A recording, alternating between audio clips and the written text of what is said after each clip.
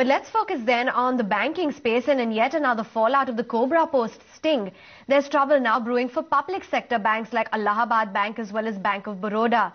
The Income Tax Department has decided to probe these banks.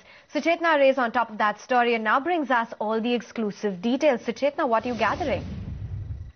Avan, after Axis Bank, HDFC and ICICI, it's now the turn of the PSUs to face the heat from the Income Tax Department. Sources there tell us that they've sent notices to Allahabad Bank, Bank of Baroda and Canara Bank, and also ING Vysya. This all began when they noticed that the suspicion transaction records have not been coming regularly from these banks, and that's exactly why they've sent these notices asking them to give the department details of their cash deposits in the last 12 months, as well as to give them an internal inspection report. In fact, the Income Tax Department is also keeping RBI in the loop. They've also activated the Directorate of Criminal Investigation, which is an arm of the Income Tax Department and falls directly under the Central Board of Direct Taxes.